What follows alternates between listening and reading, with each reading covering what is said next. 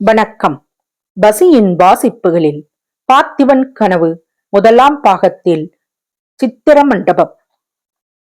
உறையூர் தெற்கு ராஜ வீதியில் இருந்த சித்திர மண்டபம் அந்த காலத்தில் தென்னாடெங்கும் புகழ் வாய்ந்திருந்தது.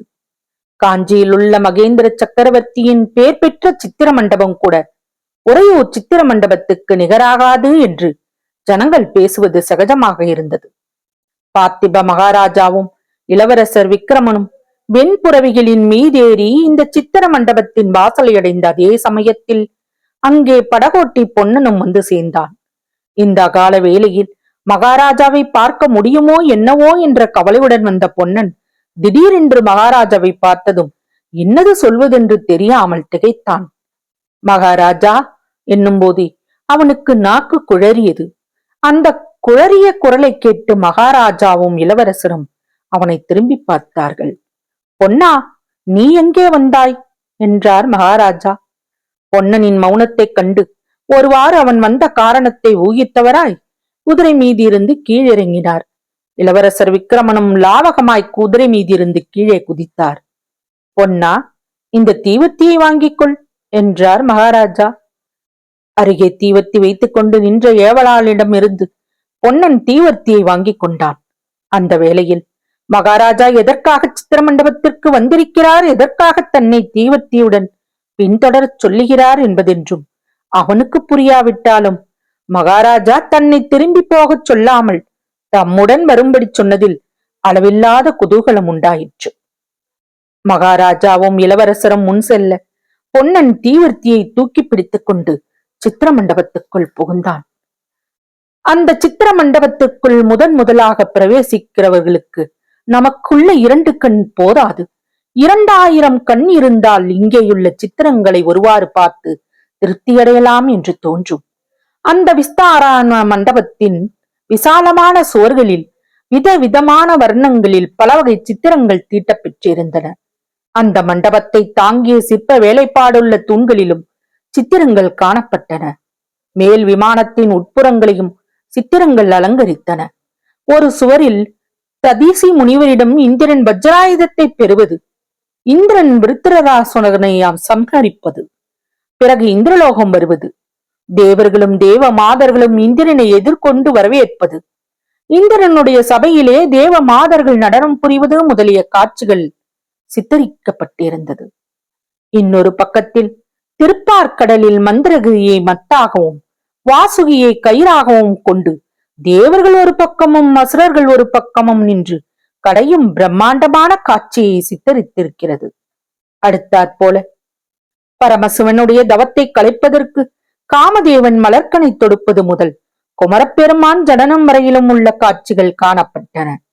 இந்த உருவங்கள் எல்லாம் கேவலம் உயிரற்ற சித்திரங்களாக தோன்றவில்லை. கால், கை, முகம் இவற்றின் சரியான அளவு எடுத்து சாமுத்திரிகா லட்சணத்துக்கு இணங்க எழுதப்பட்டிருக்கவும் இல்லை. ஆனாலும் அந்த உருவங்களின் ஒவ்வொரு அவயத்திலும் காணப்பட்ட நெளிவும் முகத்தில் பொலிந்த பாவமும் தத்ரூபமாய் அந்த தேவர்களின் முன்னால் நாம் நிற்கிறோம் என்னும் மயக்கத்தை உண்டாக்கின. பிரதி மாதம் 3 தினங்கள் இந்த சித்திர மண்டபம் பிரஜைகள் எல்லாரும் பார்ப்பதற்கென்று திறந்து வைக்கப்படுவதுண்டு. அவ்வாறு திறந்திருந்த நாட்கள் பொன்னன் 2-3 தடவை இந்த சித்திரங்களை பார்த்து மகிழ்ந்திருக்கிறான். இப்போதும் அந்த சித்திரங்கள் அவனுடைய கண்ணையும் கருத்தையும் கவரத்தான் செய்தன. ஆனாலும் இன்று அவற்றை நின்று பார்க்க முடியாதபடி மகாராஜாவும் இளவரசரும் முன்னால் விரைந்து போய்க் கொண்டிருந்தபடியால் பொன்னனும் அவர்களை பின்தொடர்ந்து விரைந்து சென்றான். சித்திர மண்டபத்தின் 2-3 கட்டுக்களையும் தாண்டி கடைசியாக பூட்டிய கதவையுடைய ஒரு வாசற்படி அண்டை மகாராஜா நின்றார். முன்னொரு தடவை பொன்னன் இதே இடத்தில் நின்று இந்த வாசற்படிக்கு உட்புறத்தில் என்ன இருக்குமோ என்று யோசித்திருக்கிறான். இந்த கதவை திறக்க கூடாது என்பது மகாராஜாவின் கட்டளை என்று காவலர்கள் அப்போது தெரிவித்ததுண்டு.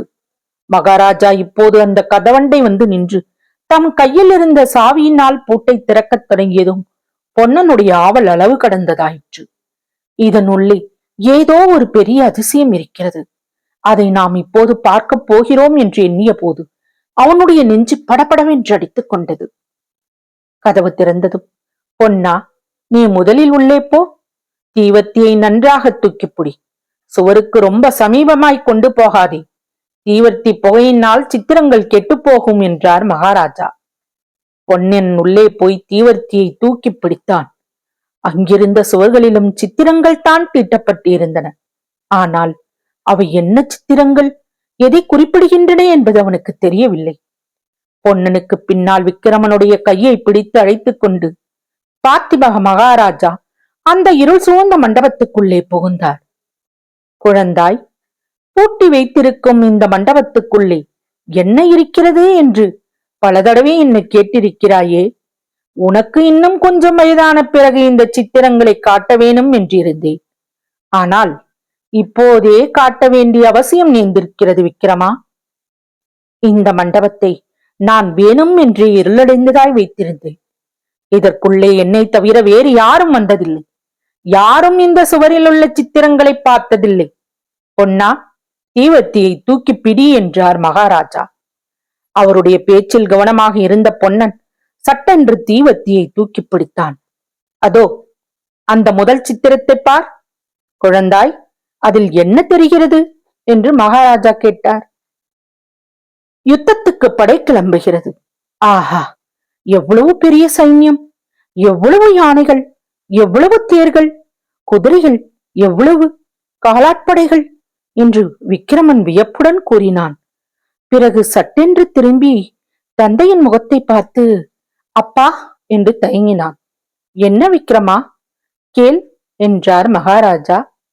ஒன்றுமில்லை அப்பா, இந்த சித்திரங்கள் யார் எழுதிவே என்று யோசித்தேன் என்றான் விக்கிரமன். நீ நினைத்தது சரிதான் குழந்தாய்.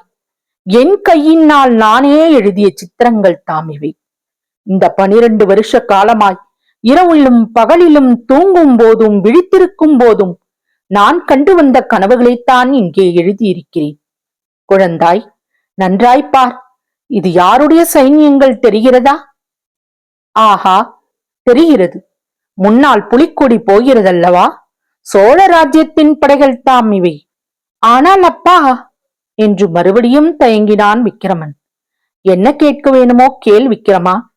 அவ்வளவு கம்பீரமாக நடந்து போகும் அந்த பட்டத்து யானையின் மேல் யானைப்பாகன் மட்டும் தானே இருக்கிறான். அம்பாரியில் யாருமே இல்லையே அப்பா. நல்ல கேள்வி கேட்டாய். வேண்டும் என்றே தான் அப்படி யானையின் மேல் யாரும் இல்லாமல் விட்டிருக்கிறேன்.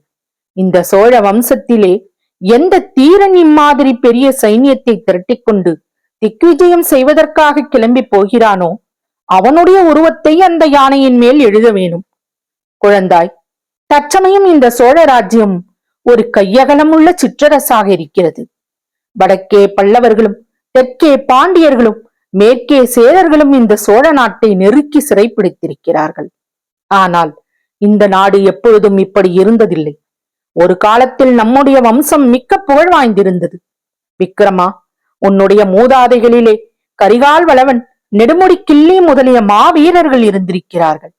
சோழர் என்ற பெயரை கேட்டதும் மாற்றரசர்கள் நடுங்கும்படியாக அவர்கள் வீரச்செயல்கள் புரிந்திருக்கிறார்கள்.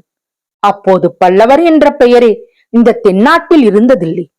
சோழ சாம்ராஜ்யம் வடக்கே வெகு தூரம் பரவியிருந்தது. அந்நாளில் பாண்டியர்களும் சேரர்களும் சோழ மன்னர்களுக்கு திரை செலுத்திக் கொண்டிருந்தார்கள். கடல்களுக்கு அப்பால் எத்தனையோ தூரத்தில் உள்ள அரசர்கள் எல்லாம் சோழ சக்கரவர்த்திகளுக்கு காணிக்கைகளுடன் தூதர்களை அனுப்பி வைத்தார்கள். இப்போது கடல்மல்லை துறைமுகம் பிரசித்தி பெற்றிருப்பது போல அந்த நாளில் காவேரி பட்டினம் பெரிய துறைமுகமாக இருந்தது. காவேரி பட்டினத்தில் இருந்து பெரிய கப்பல்கள் கிளம்பி தூர தூர தேசங்களுக்கெல்லாம் சென்று பொன்னும் மணியும் கொண்டு வந்தது சோழ மன்னர்களின் பொக்கிஷத்தை நிரப்பி வந்தன. குழந்தாய், மறுபடியும் இந்த சோழ நாடு அந்த மாதிரி மகோன்னத நிலை அடைய வேண்டும் என்பது என் உள்ளத்தில் பொங்கும் ஆசை. நான் இரவிலும் பகலிலும் காணும் கனவு அதோ அந்த சித்திரத்தை பார்.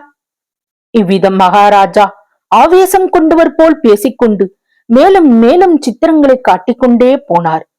அடுத்த சித்திரத்தில் சோழ சைன்யம் ஒரு பெரிய நதியை கடக்கும் காட்சி காணப்பட்டது. பிறகு அப்படைகள் பெரியதோர் மலையில் ஏறிச் சென்றன.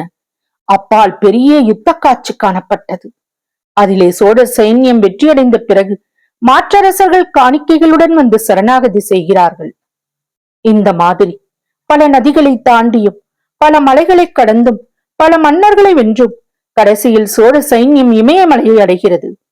பர்வத ராஜாவான இமயத்தின் உச்சியிலே சோழர்களின் புலிக்கொடி நாட்டப்படுகிறது.